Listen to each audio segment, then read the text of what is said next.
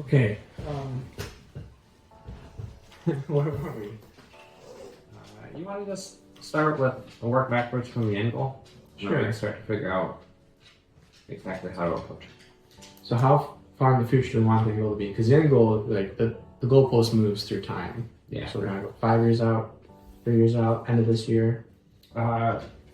Based on a recommendation from Brandon Turner, I read the book The Big Vision. And in that book, they say 3 years because it's enough time to have a big impact, but short enough that the whole world doesn't change around you. And I'm sure it will change anyways. But, Yeah. And that's kind of the frame of reference that I've been going off of since that. Because I watched him on the podcast episode, and then I've been following him, and I've seen what it did to his life. I just emulated it. And honestly, that was kind of the path that led me to where I'm at right now, which was starting at the end, getting really specific, and then building the channel backwards. Okay, so 3 years. How many doors do I want to have in 3 years? It's a realistic number, maybe 10. That is realistic.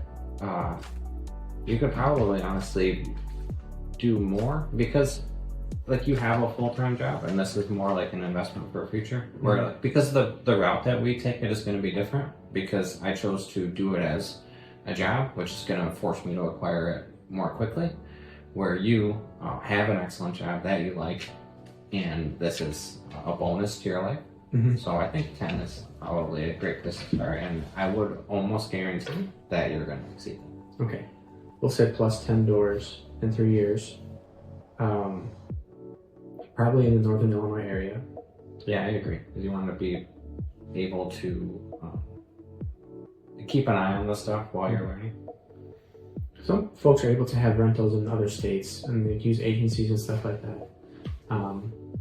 But definitely, I think for the first several to learn the process, and especially like if it will give you more competitive advantages because like I'm already here doing it, so we already have the contracts, know the laws around it, so it will just be another thing in your corner that will make it easier.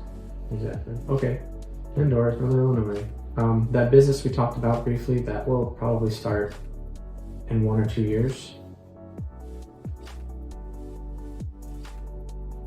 That'll be an acquisition or a startup, but at some point that'll be on the wrong side. Yeah, beautiful.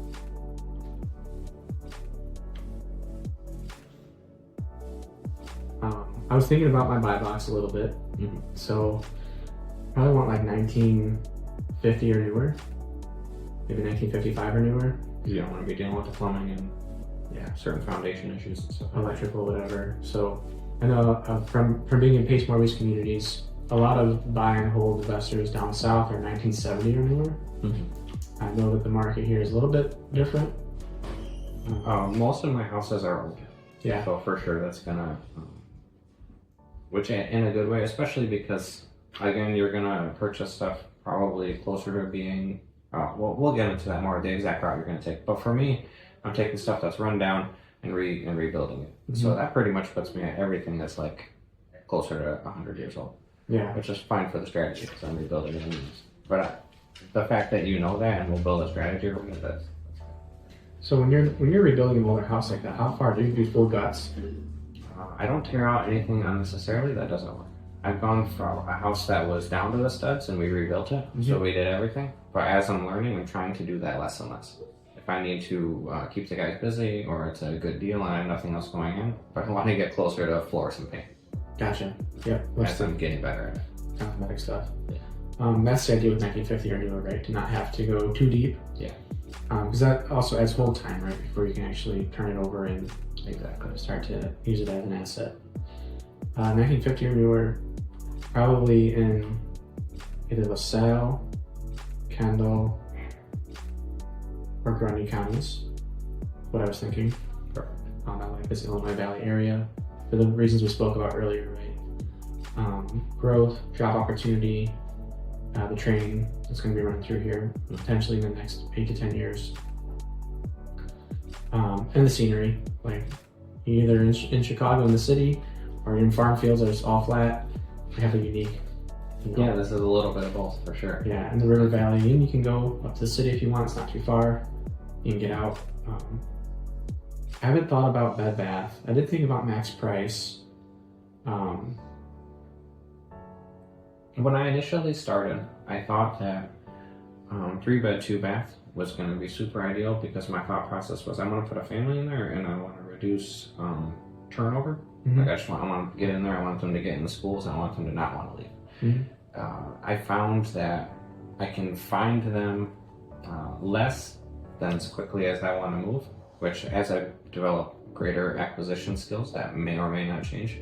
But even going down to 2-bed, 1-bath for some of the single families, I've found that, and again, it's only been a little over 3 years, but my turn's not been bad and the quality of tenants. So I kind of start with a goal in mind, but that changed over time where it got less important to me, and the numbers just, as long as the numbers make sense. Mhm.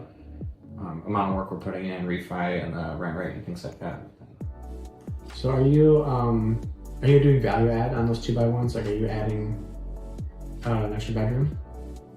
I have one time so far, and as I'm growing, that is a main thing that I'm looking at. Like, how can I basically highest and best use to the skill that I have? Mm-hmm. And I have a property in, what is that town that's right next to Ottawa, but it's part of Ottawa? Nathlate? Nathlate, yeah. That's a great place to have a rental. Yeah, for sure. It's 2-bed, 1-bath, but it has a super weird layout. So when this tenant leaves, we're gonna tear down a couple walls and restructure. Okay. And for one other unit, it was like 2 living rooms basically. So we just threw up a wall with a door and put a closet in there. And we turned it. So we've done it once so far, and I'm looking to change the layout of this one specific house, so I think will be perfect for Okay, cool.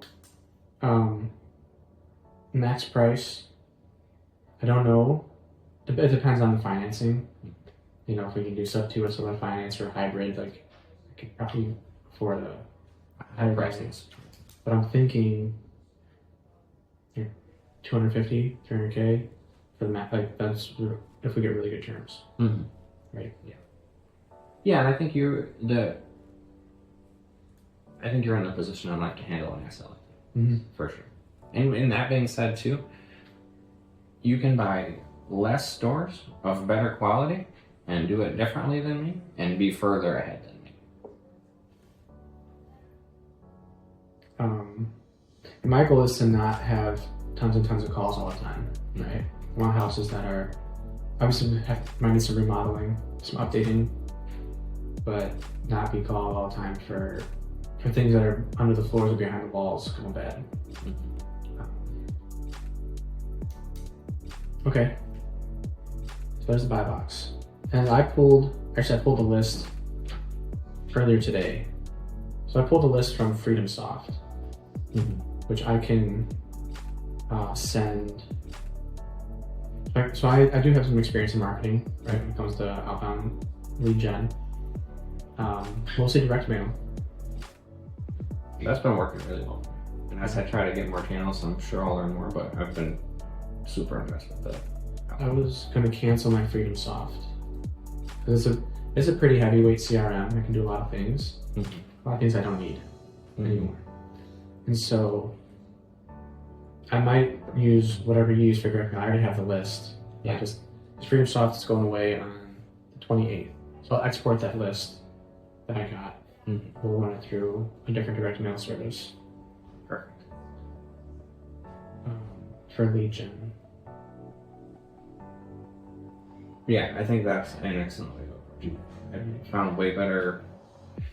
Since I've done direct mail, I haven't gone back to the MLS. And that's not to say that I wouldn't if I could find a good deal. But it's been so much better that I want to pour into this and try to only do direct to seller. Yeah, I think it's better. I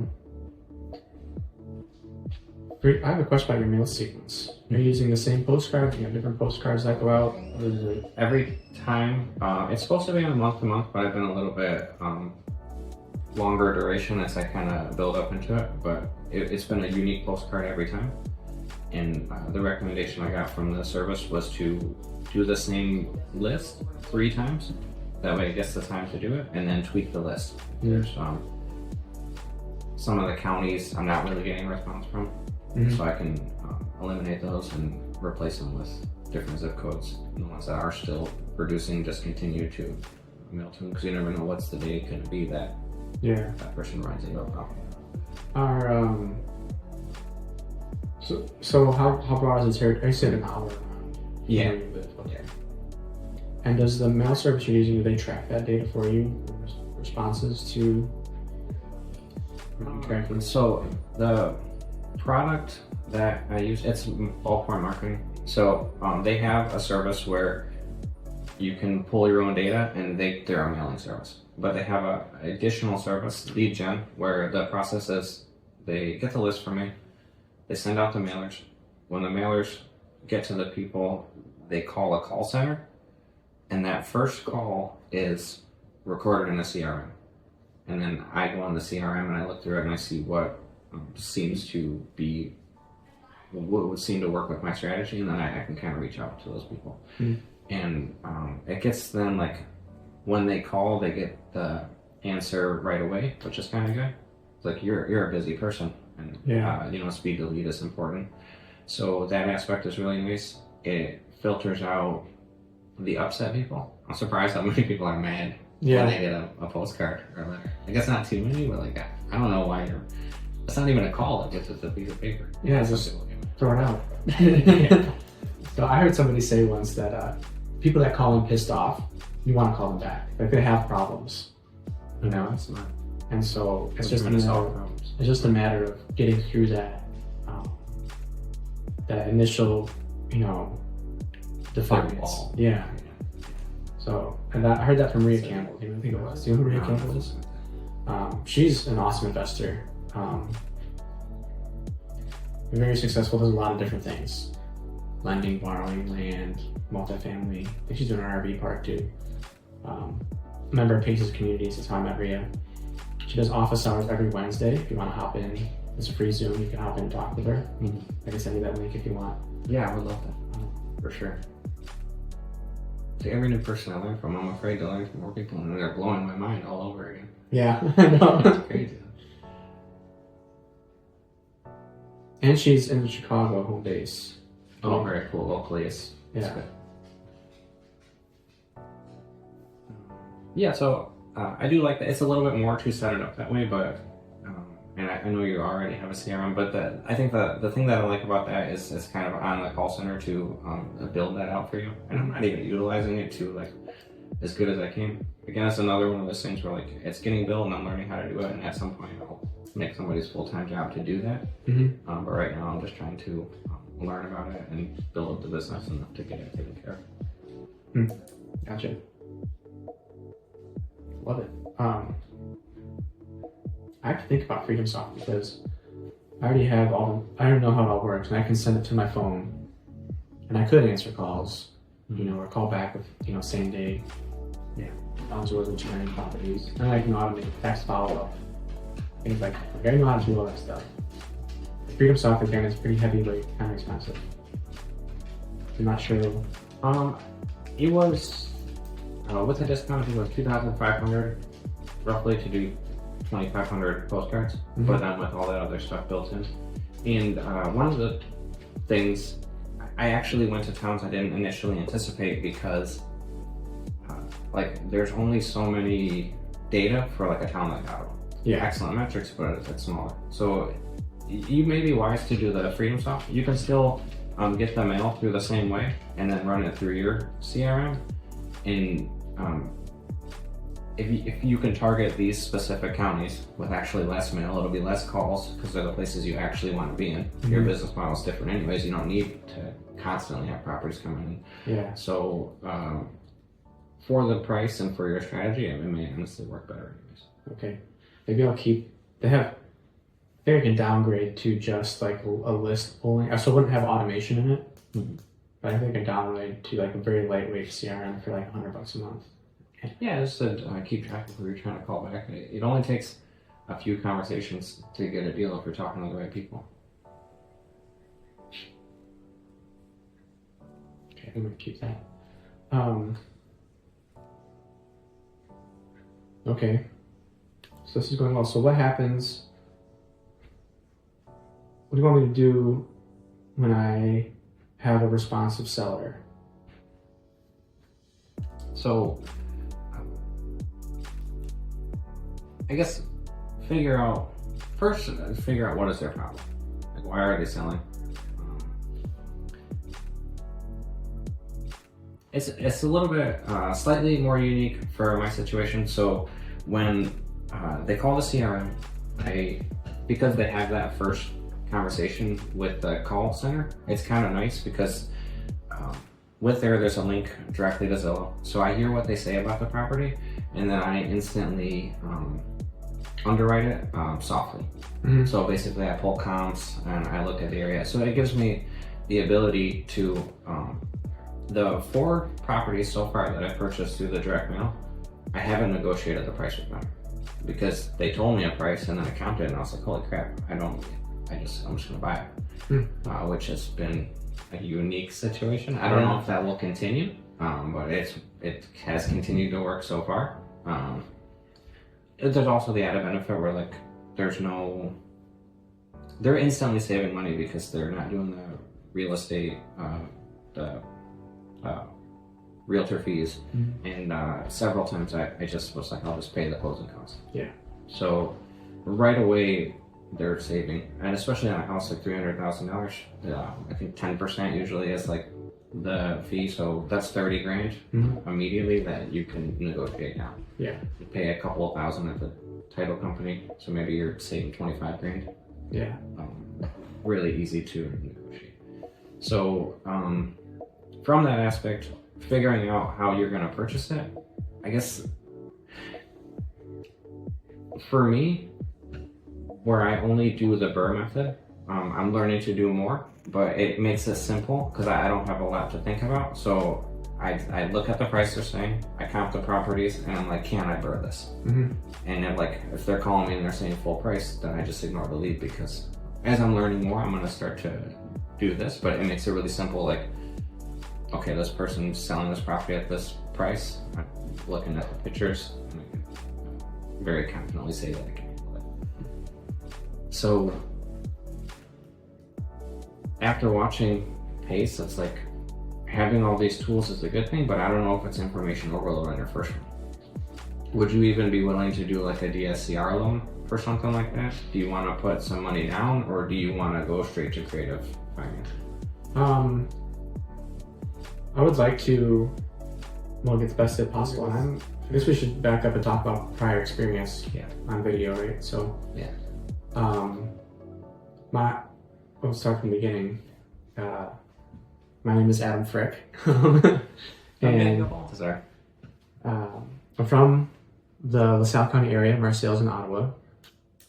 Went to high school here, went to college in South Dakota, came back, bounced around a little bit, different jobs. I'm now the environmental specialist for White Silica, which is a very large sand mine in the area. And about a year and a half ago, I started getting into real estate through Joe McCall's Simple Land Flips program, where I did 7 assignments and 1 double close in Florida, all vacant lots. And through that process, it was great learning experience, right? So I learned a lot about some of the baseline stuff, right? Especially with land, which doesn't have no tenants, no roofs, no water heaters, right? Things like that are commonly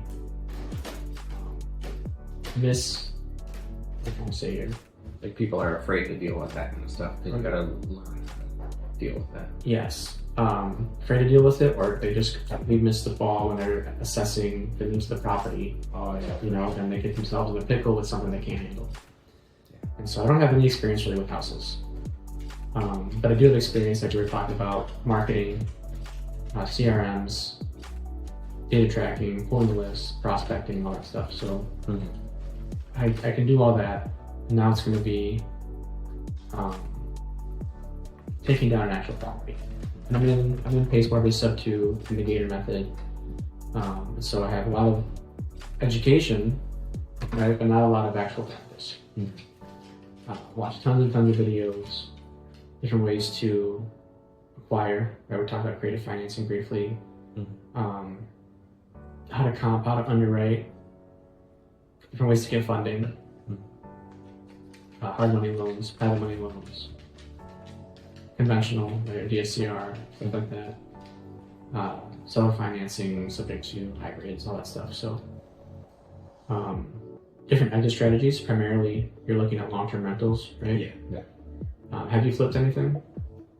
No, everything, we've gone back and forth, but we ended up just holding everything. Okay, good. So what I've been told is if it cash flows as a long-term rental, That's the hardest way to make a cash flow. and then if it sort of does that, it's good, right? You don't want to underwrite something as a short-term rental and then not be able to short-term rent it out and be stuck with a long-term, it doesn't cash flow, right? So if it works long-term, That's a good point. That's probably a step back where we need to take. What will you, for every property, are you just going to underwrite it for a long-term rental? so I'm trying to underwrite it 3 ways, I believe, but that's how I'm You want multiple exit strategies. Yeah. Safest. For Yeah. So long-term rental being, the best. A flip would be fine as well. And then, so would you count like a lease option as a flip? I don't know much. So that'd be like a rent to own kind of. I think that's kind of the middle between long-term rental and Yeah, under for lease sale. Yeah. I'm actually not sure if that's. I'm doing that now, learning a little bit about it. Yeah. So my nephew works for me, and he's not in a position right now to purchase a home, but the company's growing. He's going to make more money, and I know his character anyway. So one of the last houses we did, we remodeled it and sold it to him for the cost that we did for the remodel, but he's not in a position to take over the loan right now. So we're just having a creative contract in place until the time that he can take it over. Yeah. So getting a little bit of experience with that. Good. And ultimately, I guess that's a hybrid of a flip and a rental. Yeah, kind of, because he could still back out of it and you get the property back if something were to happen. So I think with the lease option, I'm going to have to check my notes at some point. The lease option, I think you hold title and they have the option to buy it. Yeah, where like the subject to or the creative financing, you can, the lease option, you still hold the title, but they have the rights to it as long as they abide by the contract. Mhm. Then when the time is due, then you have to follow what was stipulated, whereas some of the other ones you could transfer to deed immediately.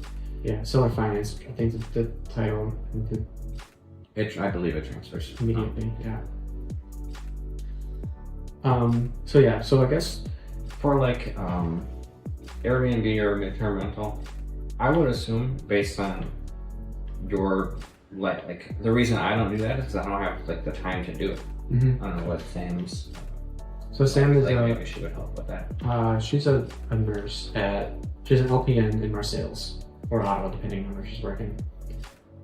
Usually 3 or 4 days on, 12s or 16s, and then the rest of the week off. She has her own little side hustle, so she does like she's got two Reiki certifications, does tarot cards, sound bowls, kind of holistic medicine stuff. So I don't know how interested she is in this. I'm sure she would help if I asked her. But for an MTR or an STR, midterm or short-term rental,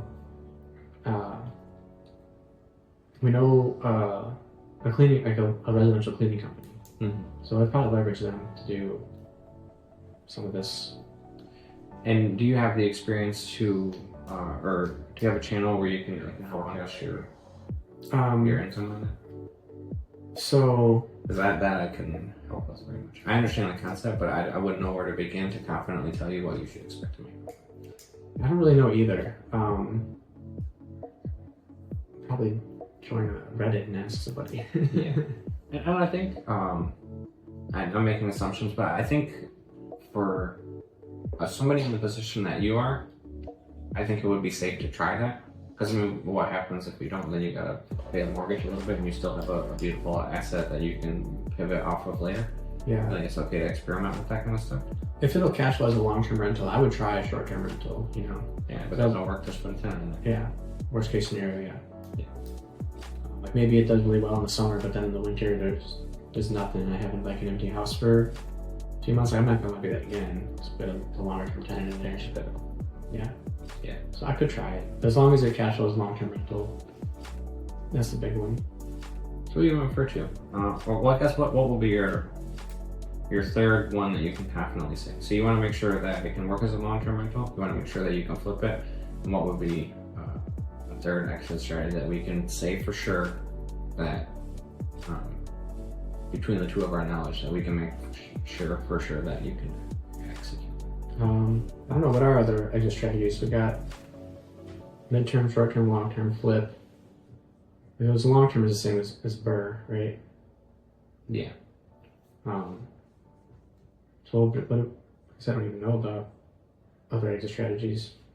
You can do like more in like the midterm, like going to find contracts from like nurses agencies or like insurance companies where they displace people. Mm-hmm. But honestly, I think if you have the two and then you have the option to do the short-term rental, we'll make sure it works with one of those two. And then I think, because basically that's what I go off of. Either I can long-term rent or I can flip it. So I keep them two options, which obviously more is better, but it's worked good for me so far. Because with my strategy, if I'm burring, then if I do it correctly, I'm always trying to be at the 70% ARV, which is gonna basically allow me to cash flow and get all my money back. And then that leaves me that buffer where if all hell breaks loose, then I could sell it. And even if I had to take a 30% loss, learn a bunch of lessons and get off the money, pay the investors. Yeah, and you use a lot of private money, right? Everything private. That's really cool. That you're able to build those relationships so quickly, right? It was from my past job. Okay. I was skydiving before this, and I was there for 10 years. A lot of people, there's pretty much two ways you do it. You're either poor and you clean up the skydiving, or you're like a rich doctor or something and you do that for fun. Either you make it your life or you do it for a hobby. And over the years, I started cleaning the toilets. I ended up managing the company to the highest position that my path led to. And over that time, everybody watched me do it. Like when I started doing this company, and I started first it was showing it on Facebook, and then I got some people like, hey, I like what you're doing. I'd like to talk to you about it.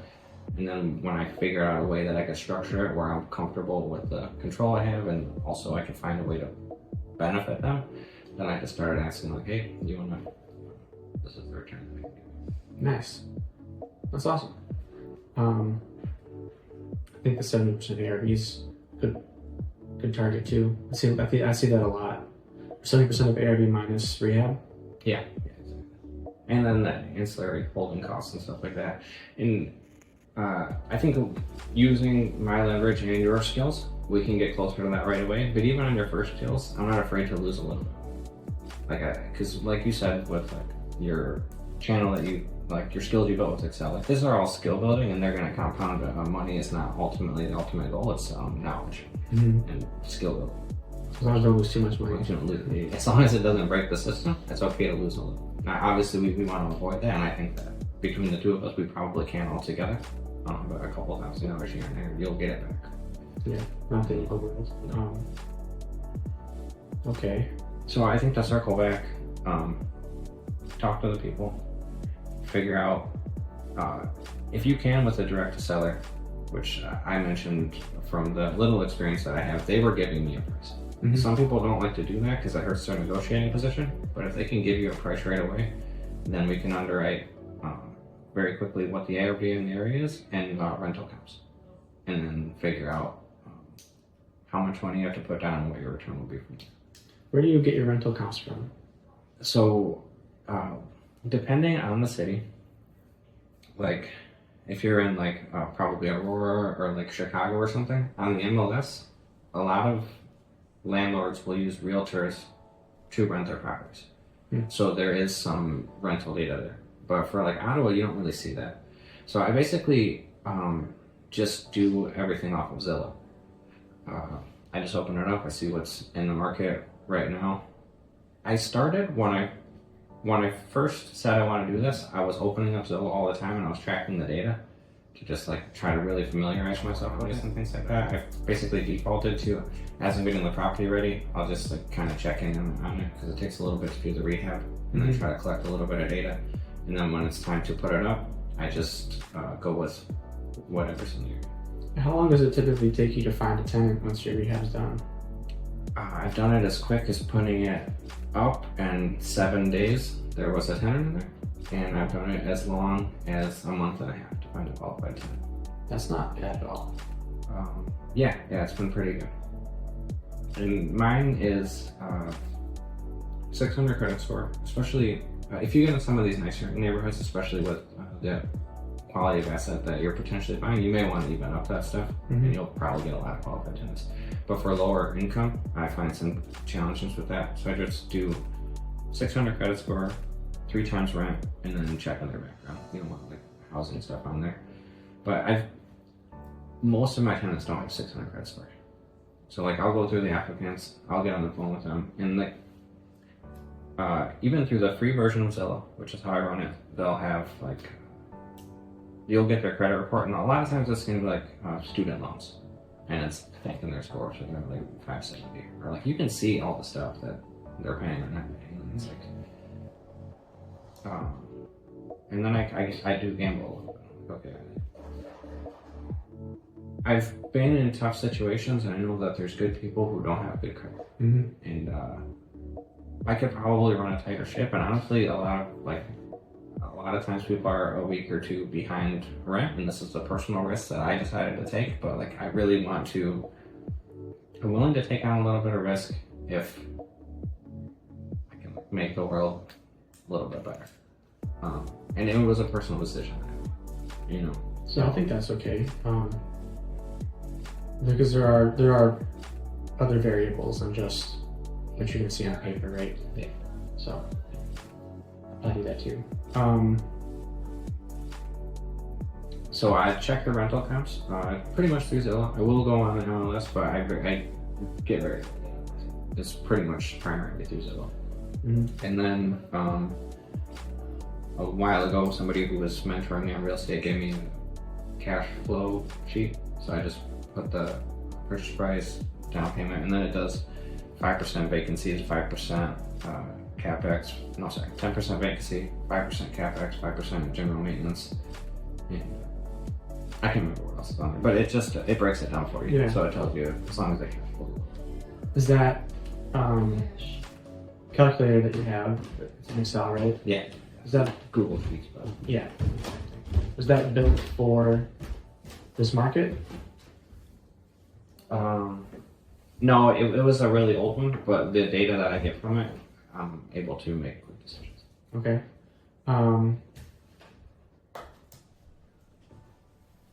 I have a few of those that I've got from other people, but they're like specific to a Florida market, or specific to this certain county in Arizona. Like Pace has one that's from Maricopa County, Arizona. That's like where he does fix and flips. I'd be interested in like reverse engineering one. Yeah, for sure. I think it's still in there. So like all the codes in there. Yeah. I'll send it to you and see how it's pulling the data. Make sure it fits here because we have, heavy luxury rehab price per square foot, right? Or a moderate rehab at the lower price per at a lower tier of what do you call it? Like not luxury, but it's like a regular house. And so you gotta calculate the price per square footage to do those different rehabs at different levels of whether it's cosmetic or heavy rehab or full gut.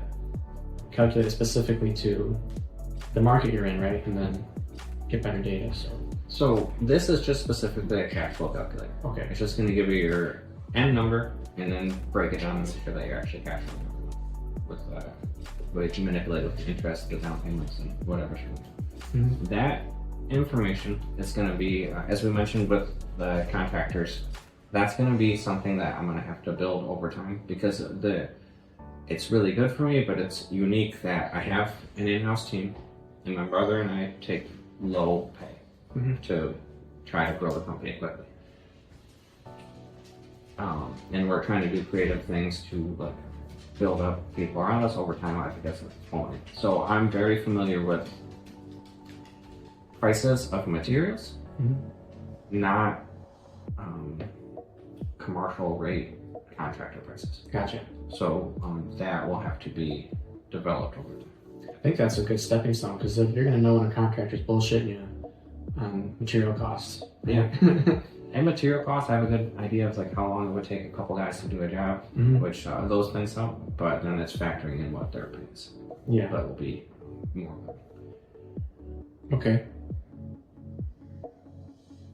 The only thing I'm missing from my buy box, I think, is like an entry fee max, right? If we're able to get a creative deal, like what's the most I'd be able to put down to pay the seller, pay closing costs, pay, but maybe it comes from another wholesaler or an agent, like to have those things in mind, like what's the max that will come out of pocket to take possession, and then what's the rest of it's making sure that the financing, the long-term rental justifies the financing, right? Yeah, exactly. So I haven't figured out entry fee yet. That will kind of depend on how long it takes to get the first property. Like right now, it'd be pretty low. But after I do some of that 0% down credit cards that we were talking about, right? I can leverage some of that for closing costs. Getting cash out through Class C for another service on a 0 down card, that would change. But right now they're pretty low. And it can change quickly. So maybe like, and also it's just like, so that method, and then you're studying with pace, and like I've found unique ways to get private money to grow pretty quickly, and perhaps I can help you strategize into how to get money to you. And like for me, Straight to your piano. I started with, I bought the first house, down payment. That was challenging because I saved up to do it. I'm like, I want to grow this, but how do I do it quickly? My mom had some money saved up, and she's not investor savvy. She didn't really know what to do with it, but she's seen how hard it worked. I pulled this off. I saved 25 grand over a year, and it's like, okay, I'm a responsible person. So she's like, I'll invest with you. She gave me 40 grand the first time, and we did no interest credit cards to finish that, and I paid my brother to fix it with my salary, so I'm working a job just to pay his salary to do it. But after we did a couple of these, now I had proof on Facebook, and then I went to other people. But what you can do is leverage me. So you have all these skills already, and I'm gonna make sure that this goes right. I'm gonna walk through every step of the process. So if you do find somebody who may have money, explain the situation. I'll sit down with them, and we'll figure out a way that they're protected. When you're doing your PMLs, they're in second position, right? So there is a couple different things that I've done. One person gives me first position, and he just buys the house outright, and I typically will front the rehab costs. If I can get it low enough, sometimes I'll put a little extra on top of it. And then other people are just, there is no position. They're not, I've done it basically off my reputation. That's really risky for them. It is risky for them. But they just believe that's cool. in what I'm doing. And it is risky for them, but I'm trying to, I'm creating a situation where they can get maximum returns. Because I'm gonna, they're getting their money, which has come every month, and then I'm gonna take my team and my skills, and I'm gonna flip properties. Okay. So I connected my mom with, so in the Gator method, I made some connections where we just put up a second position private money loan on a flip in Florida. 6-month term, pretty high. We're offering a very high ROI, like 20%, 25%. Yeah, it's amazing. So that's super. I was just watching Gator videos on the way here. It's amazing. Yeah, so 25%, 6 months, secured in second position, and I got to see how, a promissory note's written, right, and a deed of trust, because we're going to be in second position. We want to have documentation that we have, and a lien on the property, and then a fractionalized.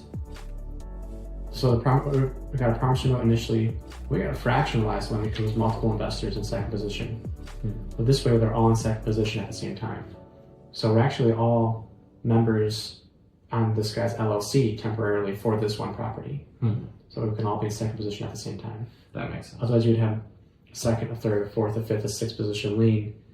And as you So know, everyone gets paid out evenly. Yes. On that circumstance, that something goes back. We're all in second position together. It's not like, because if the way the lien positions work, right, if you're in second position and you foreclose, you wipe out everybody behind you. It doesn't matter. Yeah. You still have to pay first position, and you can count what's left over. Yeah. All being in second position together, provides some advantage. Yeah, that's super smart. Some security. And the person that we're lending for has been doing this a very long time. His name is Mitch Pomeroy. Been doing this for, I want to say 2007 or 2011. Oh, wow. So a lot of experience. Yeah, for sure. Into many market cycles. He's gone through that. It's like, it's really good. I've learned a lot, but there's so many things that you can't even predict. Yeah. There's so much more for me to learn and so many more problems that I'm going to have to overcome before I really get work. Like COVID, right? Totally out of the blue. I don't know. You could never know. Nope. So that was a really cool experience. We just put that money up. We're gonna, see how it goes for 6 months, but they have a really strong track record. Yeah. All that stuff. So pretty exciting. Let's see. What else? All right, let's circle back from the beginning. So, we have your buybacks. You have the places you want. You're gonna market direct mail to those locations. We gotta figure out a timeline when we expect to do it, and a down payment we can reasonably, safely do. Yes, the entry fee. Entry fee. Which it doesn't. I mean, obviously you gotta align some things up. You said you had you're gonna move the credit around, which will open things up. So, do you have a timeline when you plan to do that? So, I got the debt consolidation loan to pay off the 0% interest credit cards that had the grace period expired, and so that's already done. I need to kind of let that hard credit inquiries drop off before you can do the second aspect of it. Yeah, and that was a hard inquiry on my personal side, so I'm not really sure how that affects my business side. Or I need to, at the very least, I think, show that my business credit cards are not high usage cards anymore. Right, so I stopped a lot of the services that I had when I was wholesaling rate. I don't have any payroll. I don't have any. I canceled land.com. I canceled land ID. I archived and deleted 2 extra emails that I had, like business emails from like my VAs. So that's saving money. So altogether, It adds up so quickly. I lowered my. I know. And then FreedomSoft. I downgraded FreedomSoft. I had planned to cancel, but I might keep a minimum. So altogether, I lowered my monthly expenses like a lot. Like over. Probably like close to $2,000. Very cool. So that's gonna help to keep that usage down, and I'll be able to save capital, right, for my job and everything. Because it was the point where I started to leave wholesaling behind, but I hadn't quite canceled the systems, and so I was paying stuff out of pocket for my job. But now all that's stopped, and we got a lower interest rate loan, and I do have a pretty healthy salary, and so all this stuff will come back down. Pretty quickly. Yeah. And your knowledge is way up. My knowledge is exponentially, like to the 10th power of what it was a year ago. So just because you were doing that, and then I sent the postcard into the conversation. Yeah. So all those things, like, it's crazy. You have one conversation with somebody, and it branches off into so many opportunities. And the reason I called you back is I knew you were, you know, I knew what this was. Like I had sent direct mail. I sent these postcards. Yeah. I just want to talk to this guy. Yeah. See what's up. I'm somebody a little further along is helping me because he sent me a letter to buy one of my houses, and I called him and I was like, "Hey, I just want to talk to you." Yeah. And That's funny. that turned into it's been a really nice relationship so far. That's awesome. It's kind of funny how that worked out. And it's funny that's happening to you as well. Like you're being so generous with your time to help me, and I expect to compensate you in some way for this. And then someone is doing this for you, and it's just the way the world goes around, right? Yeah. Yeah. Sometimes you get paid back by somebody else. Mm-hmm. You know. I don't know. And that's just a random scenario, but I've already gotten a ton of value from you. You know stuff. I've learned a lot of things just from my conversations. And like again, like all my stuff is like theoretical, right? Like this is stuff I've watched other people do or talk about or I've read, but not a whole lot of actual practice. So I can like see the end goal sometimes, but I'm not exactly sure on what steps or obstacles might show up because I haven't done it. So this is going to be awesome to put some of these things to test and figure out where we might have to iterate to make a better process. Yeah, for sure. Okay. Yeah, so I have the list. Then you'll figure out how long it will take to potentially get. You'll explore the credit card option for down payment. Do you feel comfortable in the position you're at right now to start sending email? Because if you're not in a position to capitalize on the opportunity, then you're just marketing for the sake of marketing. I think that you can make it work, and I think that we can figure out a way with the right deal to just get the money. I might wait. Well, how long does it take to close typically once you have the property? For the method, I do usually run 30 days. Pretty much close in about 30 days. So I might wait like 1 to 2 weeks to send mail because I want to make sure I have everything stabilized. I just did this debt consolidation loan this week.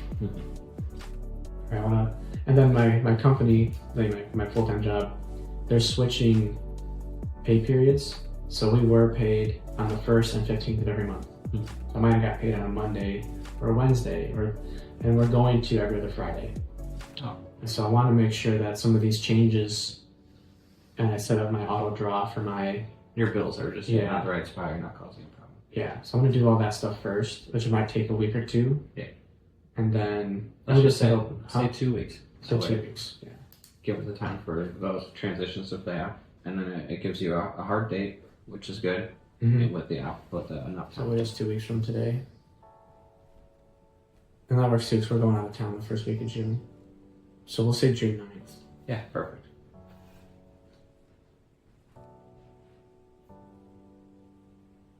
Send mail.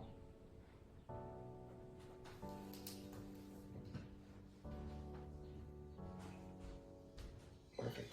So I think as you're going, as the weeks go, continue to explore money options. Save your money, cut down expenses, and think about unique ways. That way, when the opportunities come, you've already got, okay, I can do this, and then because it's like how much money are you going to save? You don't know because you don't know what the deal is.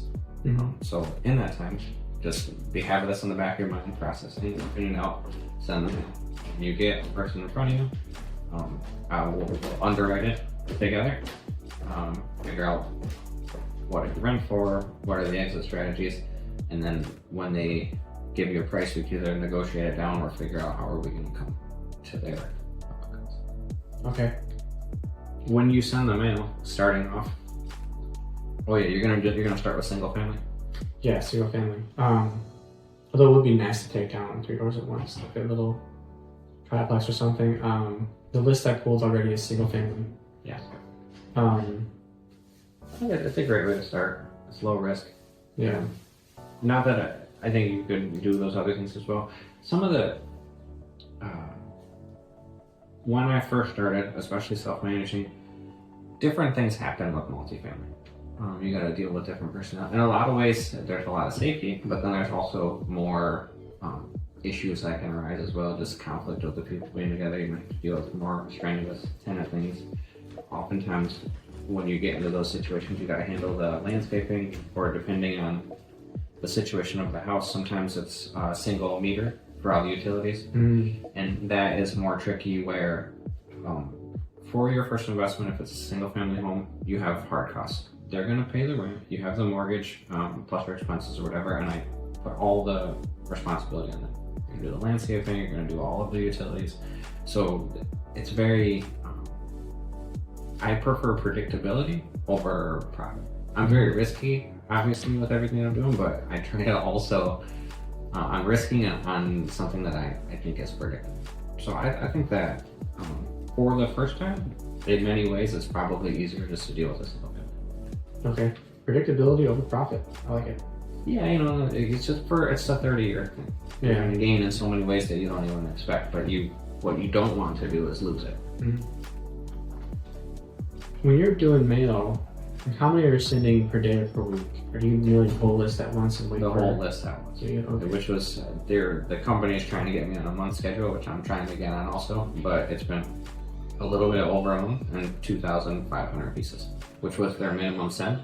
As I grow my business, as long as it's working, from what I understand, is market till you can't utilize the marketing. If marketing is making you money, then market harder. So as I get better at it, my intention is to spend more and more now. I might trickle mine because I have that capability in FreedomSoft. Yeah. I might do 20 a day or something, or 30 a day. Which for you, I think is really wise because for two things, I'm having the call center help me, and your strategy is just going to be different. You're not doing this is not your full-time business. I need to have houses to come in because I have employees now and they need to work. Yeah. But for you, it's going to mitigate the calls coming in, and you can kind of ramp it up. But yeah, put 20 in, see what they say. And it's the benefit to a larger pool is that you're going to get more calls more quickly, but just ramp it up. It's going to cut your costs down, let you learn a little bit at a time, so you're not just spending money on leads and then throwing them away, which I unfortunately have done quite a bit of. Yeah. Yeah, I think that's smart. Okay.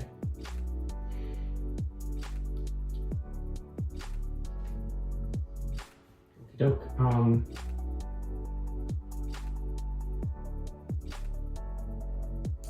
I don't know what else to do at this point besides, like we said, action items.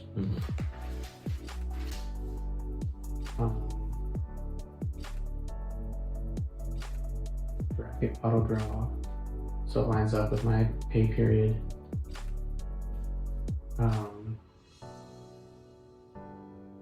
That service from John where they're going to help me with the 0 down credit cards, they sent me a thing to review. So there's a $500 upfront commitment that's refundable, just to show your seriousness and They're taking time to do it. They need committed.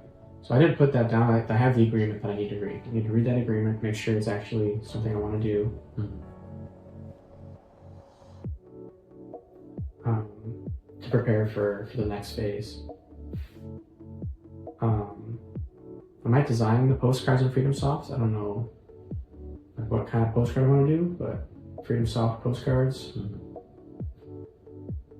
you ever do letters or different size postcards, or do you do the 4x6?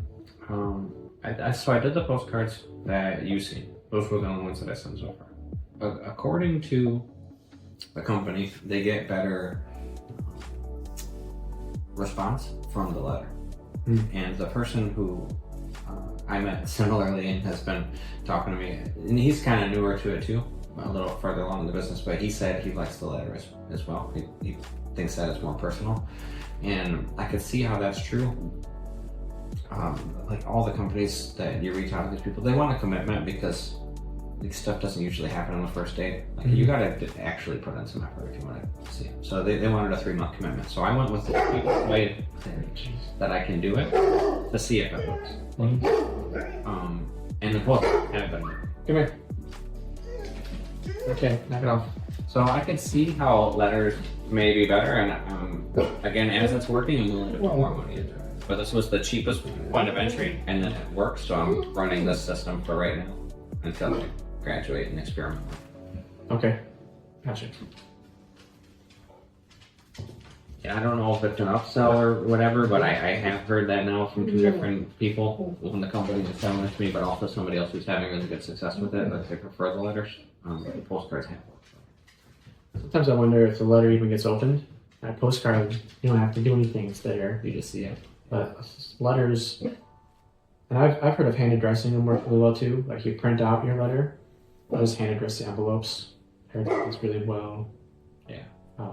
you know, responses because people. Also personal touch. So I don't know. There's so many variables. Just need to pick something and go with it. Yeah. Pick something, go with it, iterate. Track what's happening. Yeah, KPIs for this I'm not. adventure.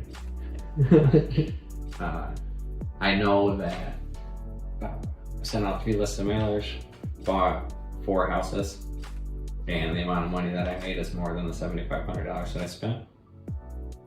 But the metrics are there, and even in the CRM you can track stuff, but I'm not doing the chores, I guess to say, to make it even, like, to get the data right. And that's what, like, right now, as long as it's working and I can move forward, then make somebody's responsibility to do that. Mm-hmm. And then I feel like where I'm at right now is like I'm just trying to understand how all this works, and then know the questions to ask somebody, so I can know that they even know, and then get them. Yeah. Because they love it. It's true. Letters per day responses, ad spend software, CRM, like mails in there, all that stuff. Google, I have Google Workspaces too. Workspace as well. I guess I should do like a shameless plug here, because if anybody wanted to get into Sub 2 or Gator, I have referral codes if you're looking for a hard money loan or a commercial money broker. Yeah. Construction loans, fix and flip loans. I have resources for that.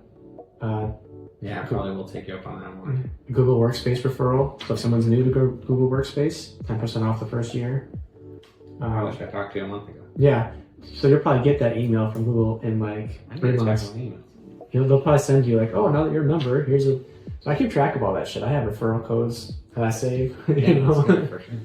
'Cause at some point, right, I knew that we were going to be going to a more public forum, right? Like all the stuff I've been doing would eventually show up online. Yeah. And so, yeah, a year and a half into real estate, have some resources for people. Yeah. If they need them. Yeah, for sure. And so we should probably, whatever format this video shows up in, post some stuff below that. Yeah. Contact information for ourselves, of course, and however to do that. Yeah, beautiful. So in 2 weeks, the plan is to send the mail out. In the meantime, adjusting to the pay cycle change and moving forward with the potential for the credit cards for a down payment. You've already cut down your expenses, knowing that you're buying property, probably save a little more. Yeah, quite a bit more. For sure help. And then once the mail goes out and you start to get responses, then basically we'll underwrite it together. Okay, that'd be awesome to underwrite together.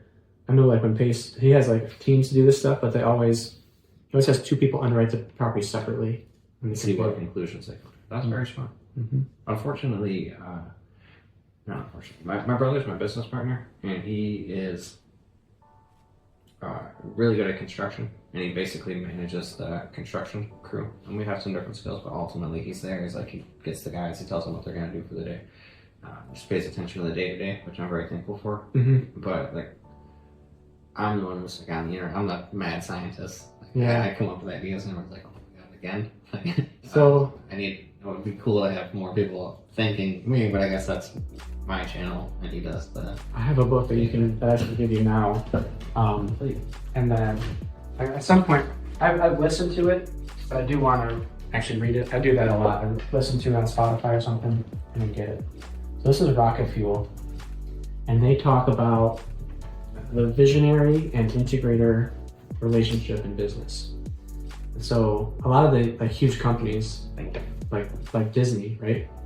Walt Disney went bankrupt like 7 times before his brother Roy stepped up and managed And handled it. the day-to-day. Like Walt had the vision, right?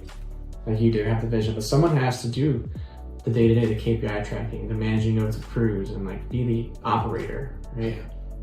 And so that book talks a lot about that. Steve Jobs from Apple and Steve Wozniak, right? I know that name. What did he do? So Steve Jobs was Apple. Who was Wozniak? also Apple. Oh, But like typically the integrator is less well known, right? Like Roy Disney. Steve Wozniak. Yeah. Okay, I understand. And so because they're the COO or the general manager, typically they're in the business, but not like the face of the ideas, right? They're doing all the. Same for my brother on Facebook all the time. Nobody knows he's doing it. Yep. But So without him paying attention to it, all fall why apart. wouldn't it be here? So that's a really good book for that. And they have some tools online. They call it it's OES1. Something entrepreneurial. EOS. EOS. Yes, that's it, EOS1. So those guys have a free tool. I mean, there's paid add-ons, but the structure, right? Have your org chart in there, goal setting, all that stuff. So that's it, EOS1. Yep. Okay. They also have another book, Traction, which I haven't listened to or read yet. But I read Traction. did you? Yeah. Okay, so that's the same authors. Yeah, very helpful. And that's fortunately, I don't know, I guess everything just led up to this point, but like, fortunately, I've had enough of those ideas where like, I try very hard to push working on the business. Mm-hmm. Like, there's some tasks that I love to do, but it's like I have to stop myself from doing them because I want to work on the business. I want to create an asset. The houses themselves are assets, but I want to create an asset, which then I can provide value to more people. I can't be doing plumbing all the time because I know how to plumb. I need to, my mindset is more valuable than any trade that I can do. Right now I'm doing the trades because we're growing, but at some point, like, just having one conversation with somebody can open up so many doors that me plumbing for my whole life will never do that. Yeah, 100%. It's good to realize that too, because I think a lot of new entrepreneurs might get stuck at the letting go, right? Yeah. Of certain tasks, because they feel like the other person's not going to do it as well as you do. And so Cody Barton, like Pace Morby and Cody Barton. Cody is the integrator. He and Pace have several businesses together. And he has a really good podcast.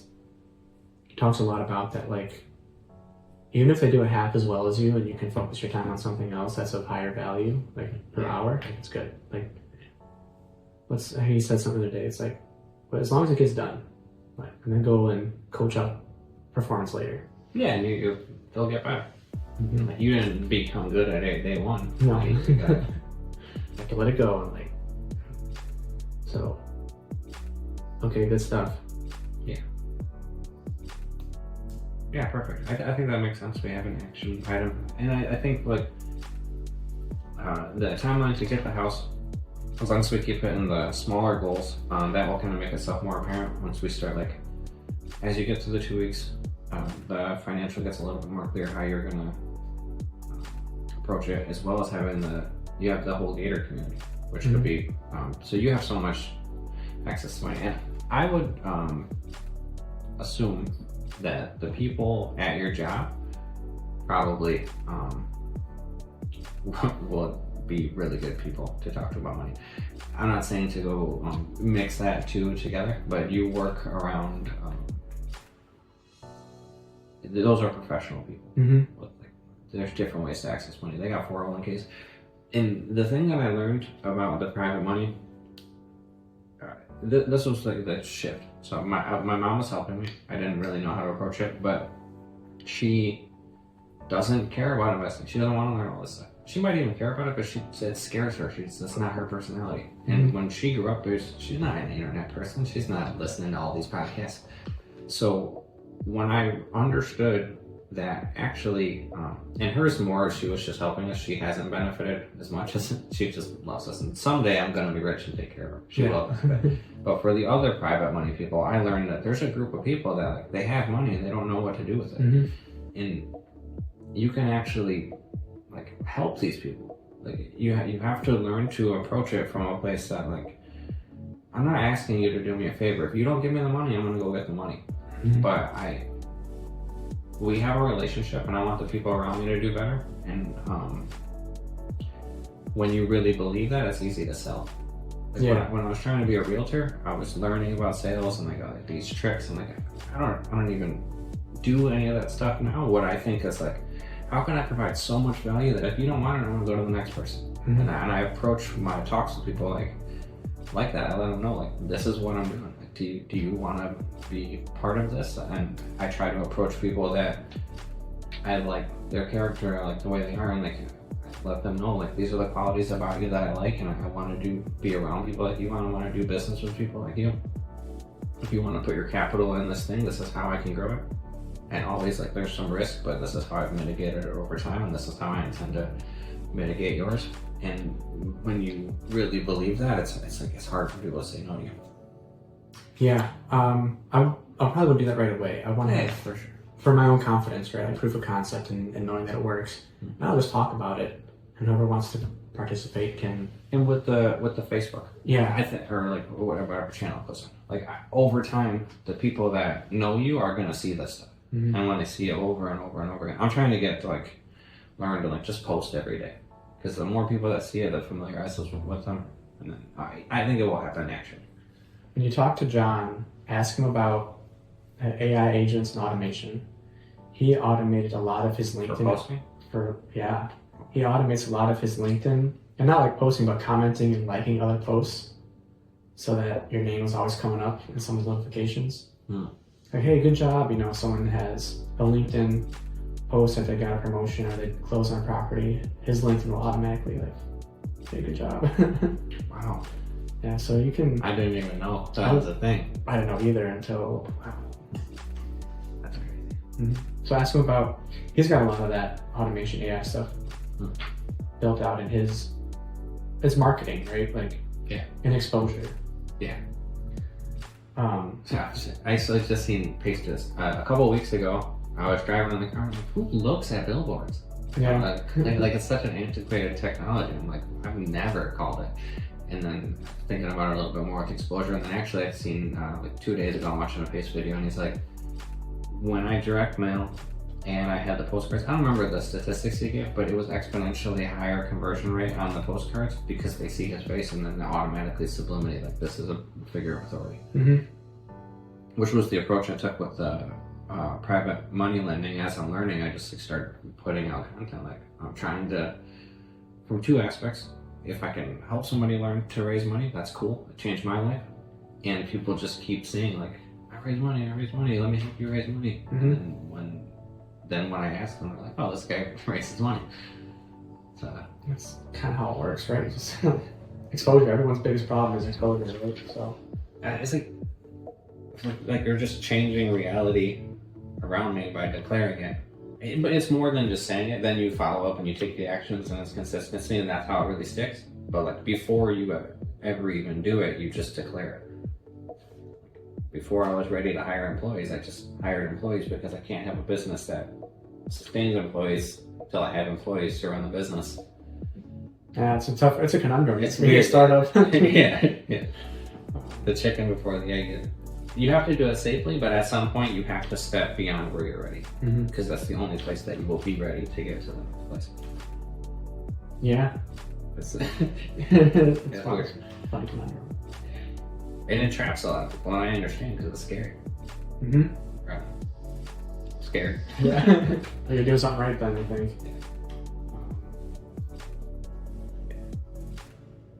But and then there's more stuff to it that is not aware right away. Like we've already touched on a bunch of times with the skill building. Like all of this stuff can go away. I'm a different person. Like I understand things about finances that I never understood before. I don't even need to I'll never get a job again because I can just come up with an idea and convince somebody to give me money. And then go do it. Yeah, like, and I'm gonna execute on it, obviously, but like, I know now, and people have seen me do it for so many years, that all I have to do is get a well thought out idea and go to people and be like, let me get your money, I'll grow it for you. So when did you start in real estate? When was that? It had been 2021, December 2021, I closed on my first rental property. In March, I had it rented for the first time.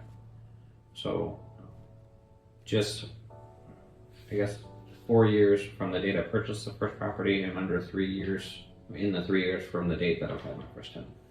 Now you have 15 doors from closing on more. Yeah, and so two more closing. Sure.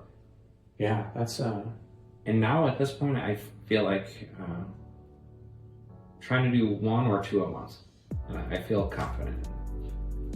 So and honestly, with the system that I have right now, I have to prove the concept, but I'm in the process of doing it right now, and I feel very good about 1 to 2 a month. But after running into Chris was his name from the postcards, and he's expanding my mind more, and he's just basically doing apartments, which I've been interested in, but it's like, I need hand holding as well. It's like, I don't know what to do. I don't know how to underwrite them. I can't just, and everything's private money, so I can't borrow money from somebody and invest it in something that I don't know about. It's irresponsible. So I haven't had the chance to approach that.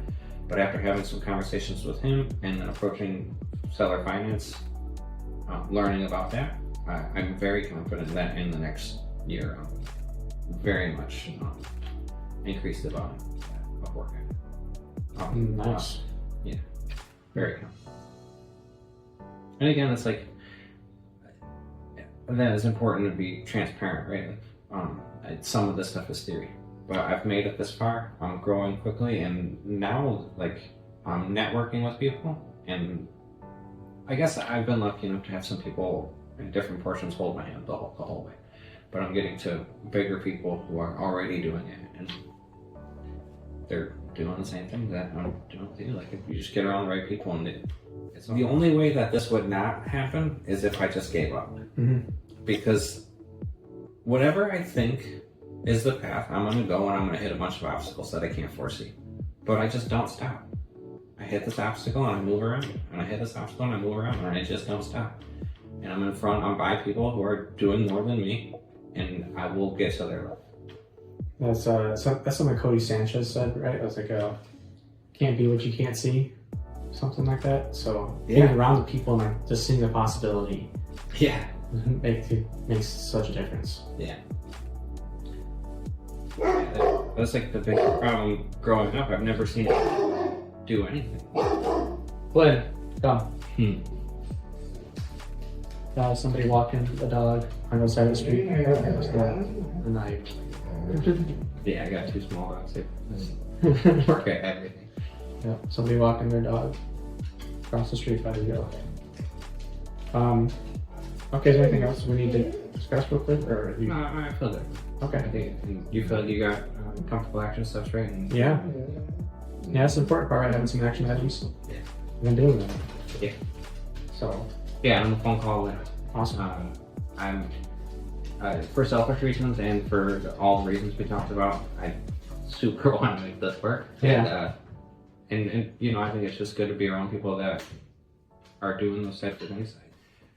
I was grateful when I talked to you because you are the kind of person who has already done these things. So I feel super confident that you're just going to do it. You do the groups. You're really responsible in your career. You've already done real estate things. That's like, of course you're going to do it. Yeah. That's like a win-win for everybody, you know? Like, it took me a while to come around to all of it really, like, because owning real estate really is like a long-term play, right? You can get some cash flow, but really longer-term equity, appreciation, depreciation, right? Those are the things that. Yeah, you're going to make a lot of money. It is kind of a long-term play. Even bootstrapping it the way you are, like, you need to do a lot of volume quickly to get up to a heavy cash flowing business, right? Yeah.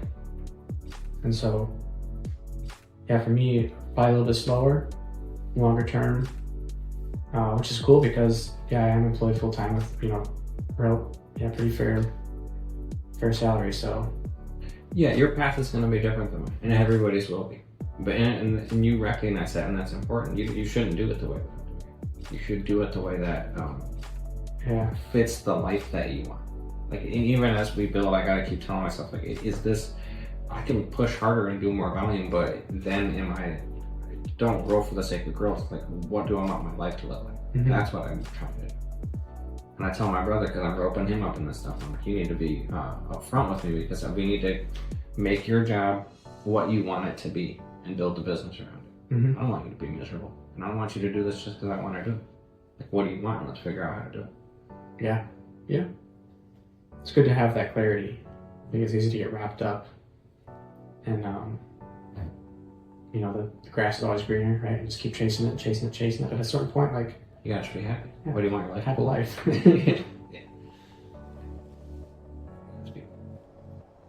Yeah, thank you so much. I appreciate that. Oh, dude, thank you. This is gonna be a lot of fun.